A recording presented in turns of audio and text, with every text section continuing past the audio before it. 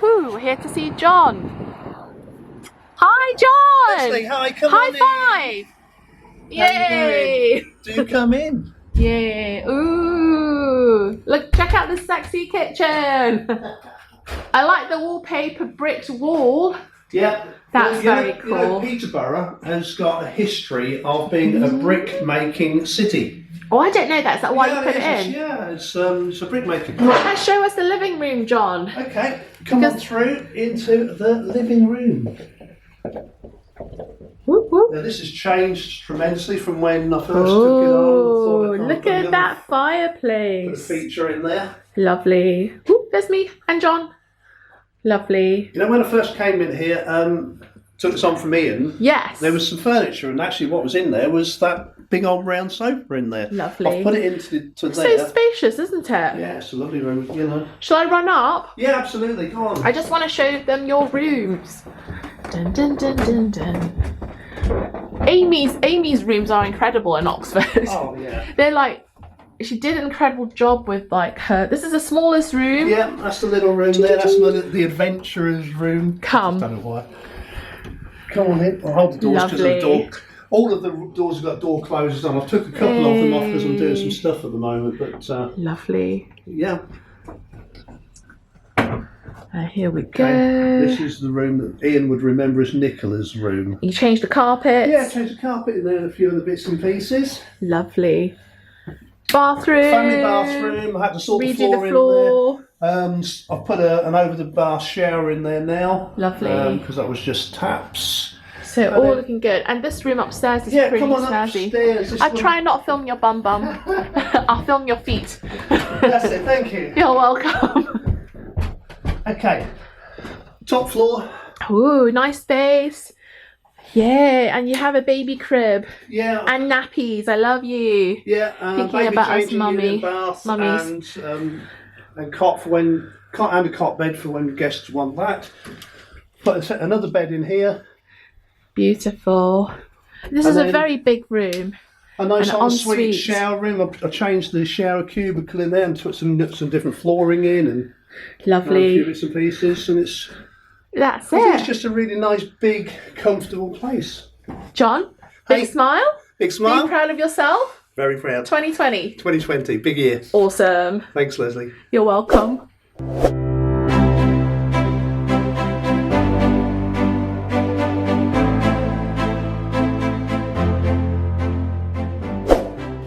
Hi everybody, it's Lesley here and welcome to my YouTube.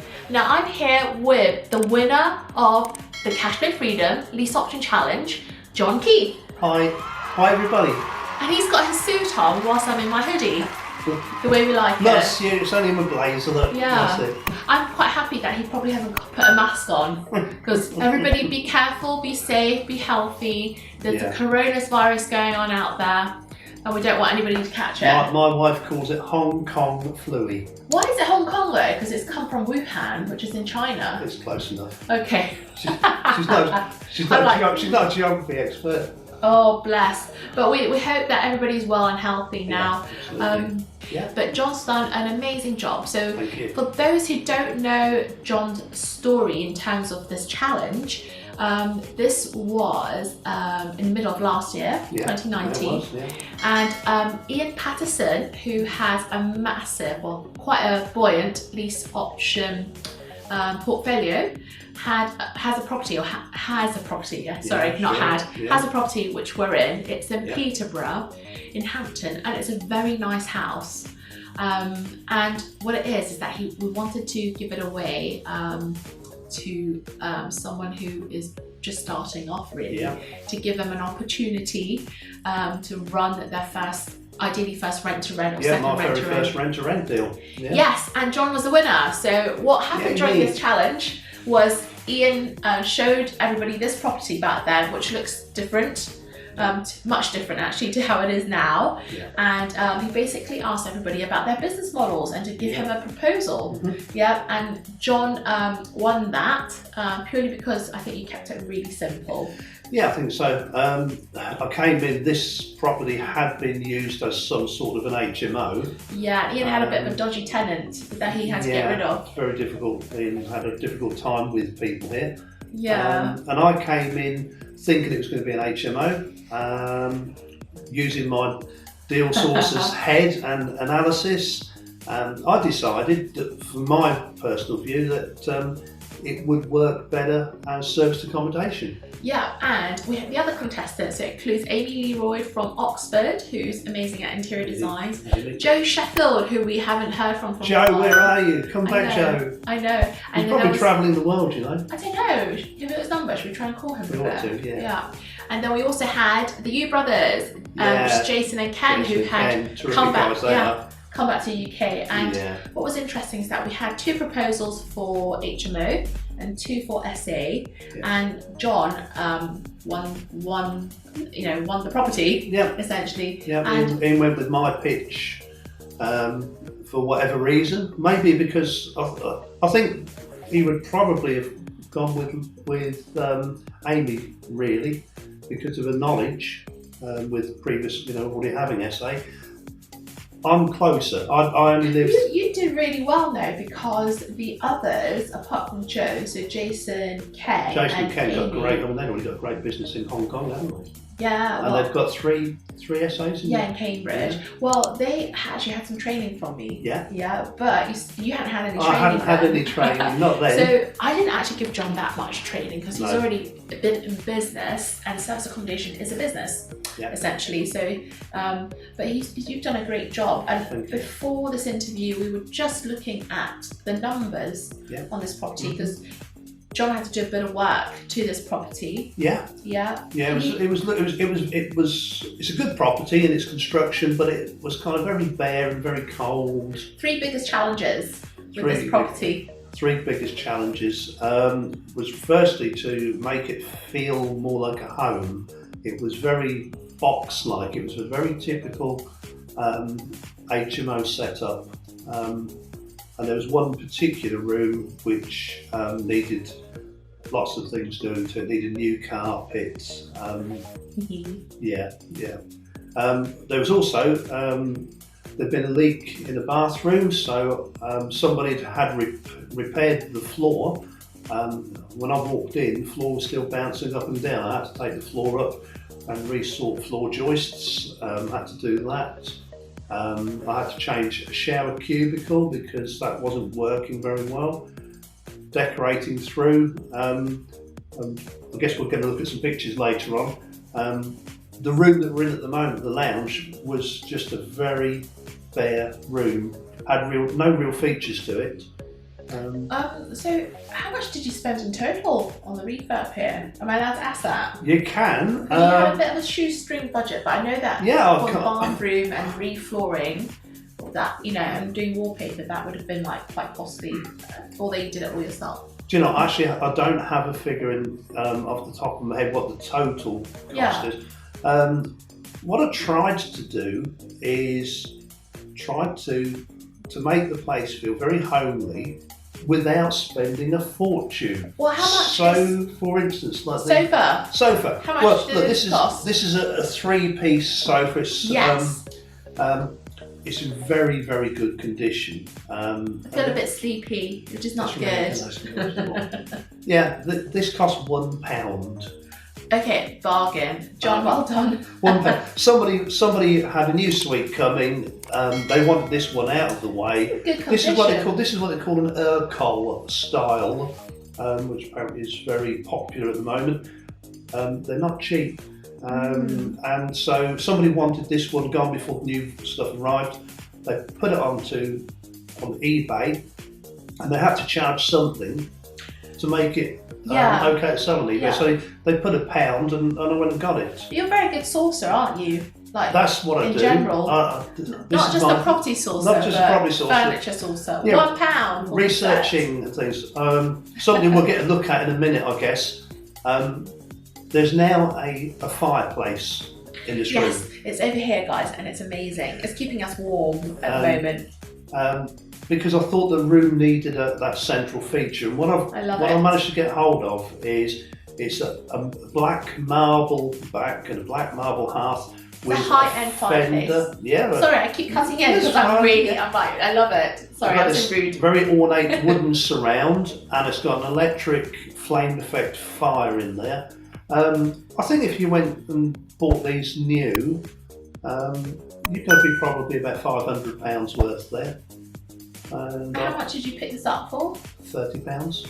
Right. £30. £30. That's the power of Facebook Marketplace. Crikey. So, yeah. You're so good. You're so good. And I've got a box full of pictures that I've dotted all around the house for £10. So I think somebody bought a job lot for a car boot sale, and they had them, and I said, well, I'll give you £10 for those, and he said, okay. Oh, amazing. Dining table and chairs.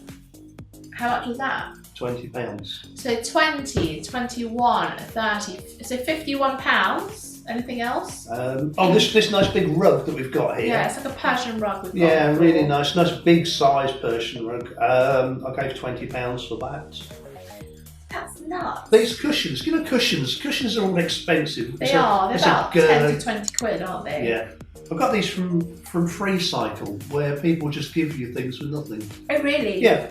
So, very nice. Thank you very much. Well done. And there's one of the divan beds upstairs. But divan bed and mattress. That was FreeCycle as well. Oh, brilliant. Well done, you. And You're dishwasher. a super saucer. Dishwasher. So you got everything on. Yeah, it's interesting to find out how much it all cost. Yeah, we'll have to have a total up afterwards. Do you think that you spent under £1,000? Oh yeah, no, under £1,000. Really? Yes, that's seriously. fantastic. That's fantastic. I don't think I've spent more than £500 for everything. Gosh, maybe I should tell my brother. I was asking my brother, but my brother produces some really cool essays, but like his minimal budget for us is like £4,000. See, I approached. And that's not his fees included. Without his fees. When I looked at this place, I had an idea in mind of who the guests would be. So I'm working it from that angle. So it's very cosy. So I haven't gone for like the boutique chic look. Yeah. This is more of a comfortable at home, because that suits the property. We have to try and not fall asleep during this interview, because this sofa is bloody comfortable. And then we've got the fireplace here as well. Yeah. Obviously, I run a blinds company as well, so I've put wood Venetian blinds all the way through. In the conservatory, I've got some PVC blackout vertical blinds. Yes, John fitted the blinds in our house too. Yeah, that was lovely. Thank you for that. I love our blinds. Mint, salt, pepper. I know. Hopefully, you get to meet Mattia at some point. Yes. Maybe. So, John, numbers with this place. We've gone through some of his. I had a look at John's bookings. Yeah. And just from Airbnb, because John had a bit of a fallout with Booking.com. Yeah. Yeah. Yeah, but just from one source, one OTA, you started, when in November did this go live?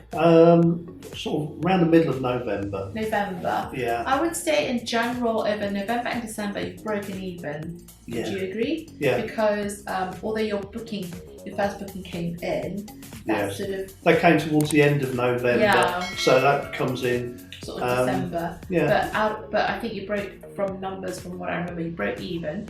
And then January has made a little bit of a profit margin. Yeah. But the great thing is, so these are really tough months when you're doing essays, especially if you're only relying on one OTA, so Airbnb. So I'm quite impressed. So what John's gone to do is that he's now got repeat direct bookings with a contractor. Yeah, from this short time of operating, who has booked how many nights? 19? Well, 19 nights per month for January, February. He's already talking about March as well. That's fantastic. And you break even and make a little bit of profit from just those 19 days. I think we actually worked the figures originally on 14 nights. Oh, I see. So it's actually gone. So I think, yeah. Yeah, that's fantastic. No? Yeah. Mm-hmm. So what's in store for for this year?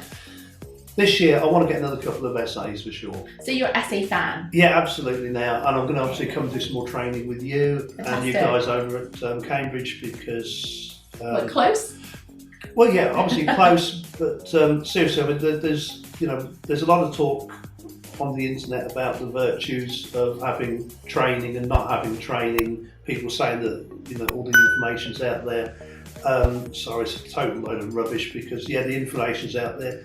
Then why isn't everybody all out there running successful property businesses?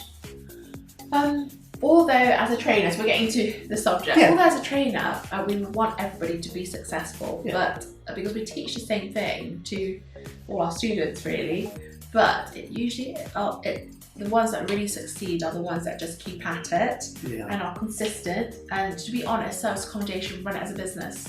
Yeah, I mean, as a sourcer, I've talked to lots of people from all over the country. I tend to only source properties for investors in 4 main counties. I cover Lincolnshire, Cambridgeshire, Norfolk and Suffolk. That's kind of my area. That's quite a big area. But I talk to people from all over the country. Big shout out to Calvin up in Scotland. Hello, Calvin. Sorry, I don't know what accent. I don't know what that was. Calvin.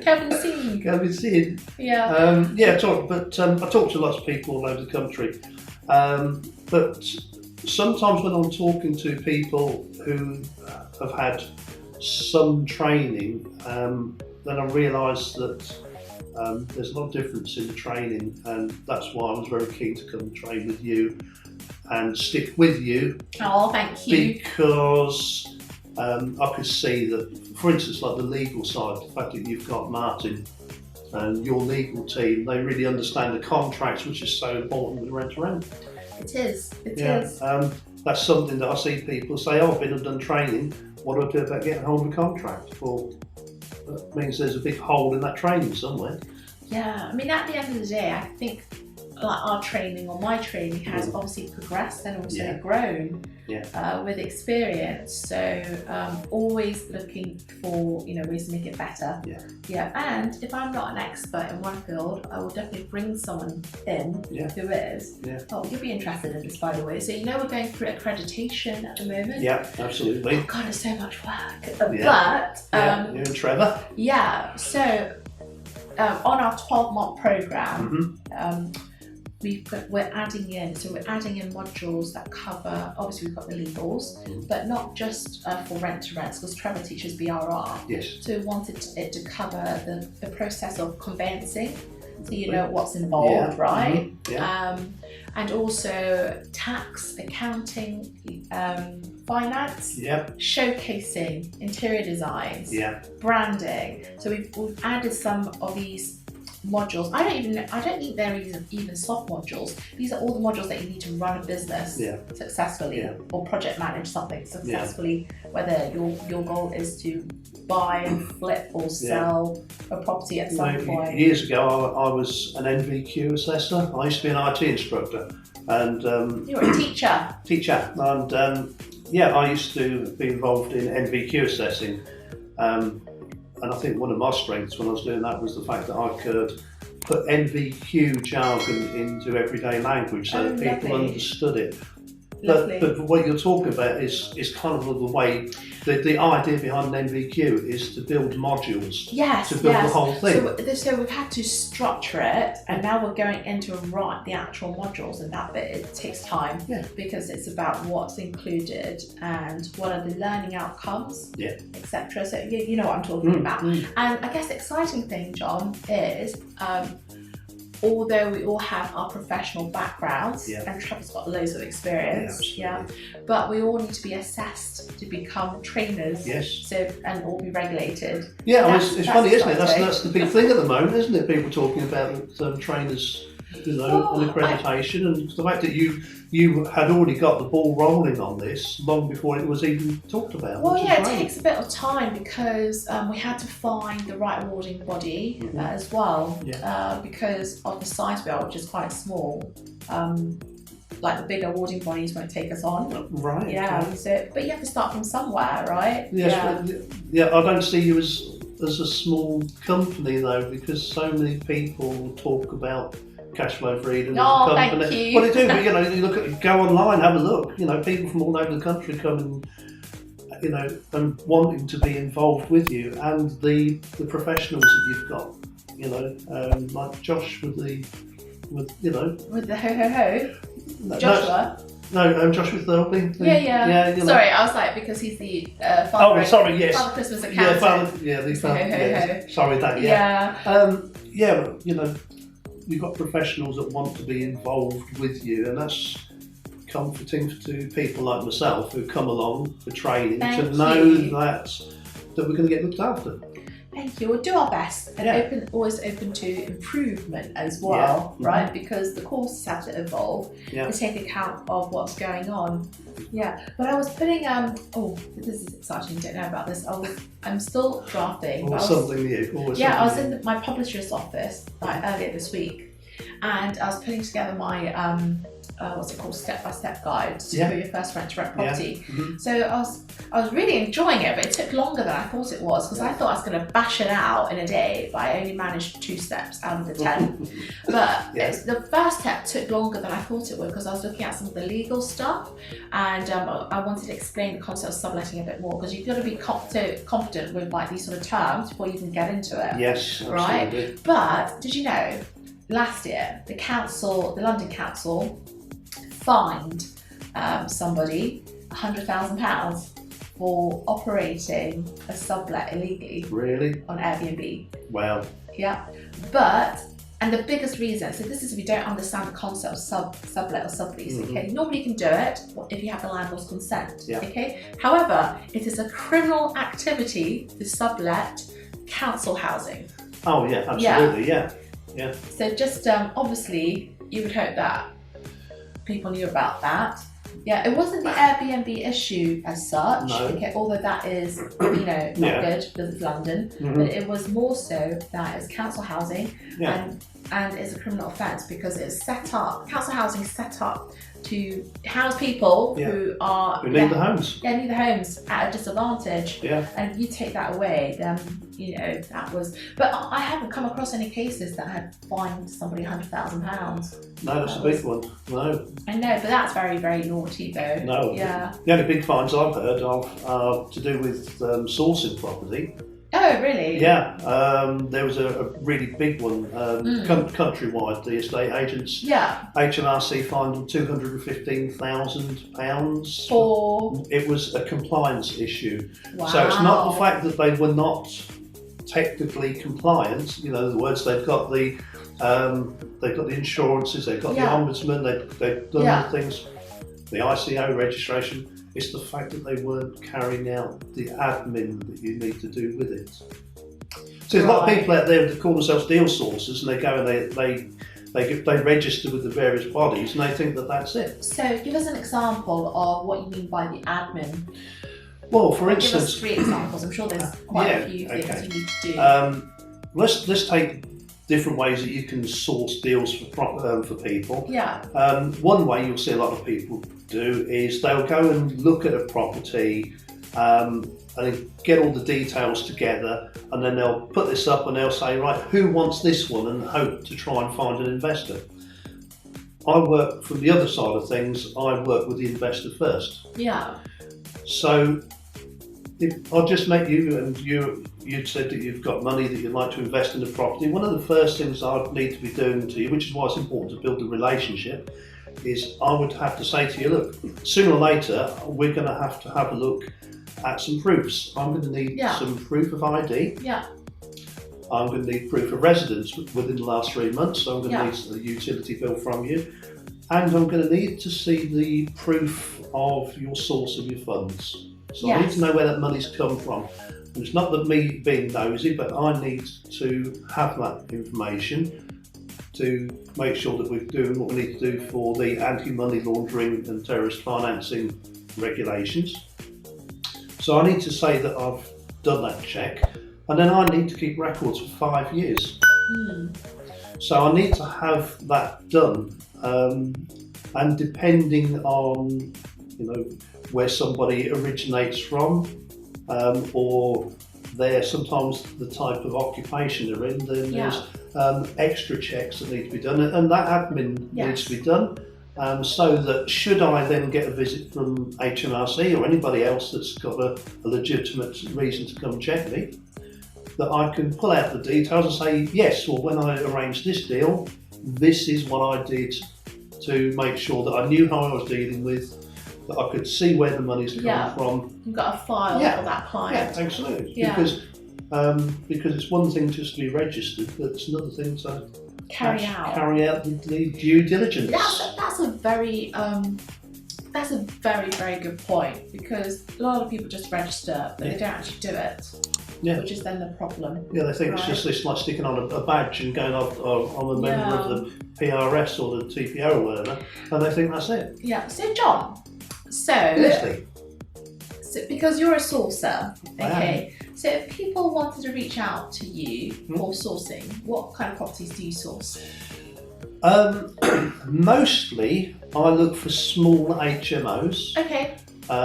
It's something that I like, the mini-mo strategy. Like that. Where we'll take a property, typically something that's 3 bedrooms, that's got maybe a separate dining room and lounge living room. So that maybe the dining room becomes bedroom number 4. Try to work on a price of somewhere around £25,000 to £30,000 per tenant. Is the property value that I'm looking for. Okay. But of course, before we get that far, I would have done a lot of background checking to check for demand. Yes. To make sure that the property is going to be viable for somebody. Yeah. Then of course I've also got to go through and do the fire risk assessment thing, which I've just done another bit of training with. Really? Yeah, fantastic. yeah. Cambridgeshire Fire and Rescue just put on a fire risk assessment course, which I've just done with them. Something that I do love about you is that you're just so thorough and detailed, like you have been with this house, and getting things not just fixed on the surface, but you've just gone and really solved the problem from the roots. I think we all have to remember that when we're dealing with an investor, they're putting their trust in us. Absolutely. And we're dealing with people's lives at the end of the day. I don't know whether that person, who's got, let's say somebody's got £50,000, or they say to me, John, I've got £50,000 to invest. That could be their last £50,000. They may have worked all their life to get £50,000 together, or they may be a multi-millionaire and it means nothing to them. But whatever it is, that investment is really important, and so it's only right and proper that I make sure, to the very best of my ability, that if I'm finding them a property, that it will give them the return that they're looking for. Absolutely. But there is no 100%, and I actually put this in some of the documents when I talk to investors. There is no 100% guarantee, because even if we found a property and you ran it as a small HMO and it was all full up with people this month, who knows, in 3 months' time they all might move out. Yeah, absolutely. But at least when we take it on, we can prove that the demand is there. We can see what the local rents are. We can, what the bills are. We talked earlier today, didn't we, about council tax per rooms and things like that. So we do as much due diligence as we can to provide the best service we can to investors. And because ideally, as a business, yes, it's a business arrangement, but I also want my investors to feel, like they're friends, that they can then speak to me at any time. And fall asleep on this sofa while they're talking to you about what they want. Yeah, feel very comfortable. And because when people feel like that, of course, when they get some more money, they want to invest again. Yes, absolutely. Well, guys, so this is the amazing John Keith. Thank you. And I think 2020 is going to be a big one for him. Yeah. So stay in. Big plans. Yes, add him on Facebook if you haven't already, to keep up with his news. Yeah. If you have a link or something to, I'll drop it in the description below. Yeah.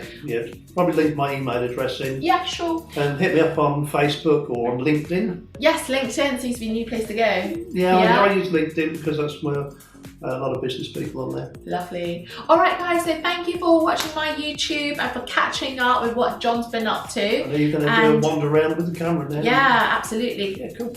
Bye. Bye.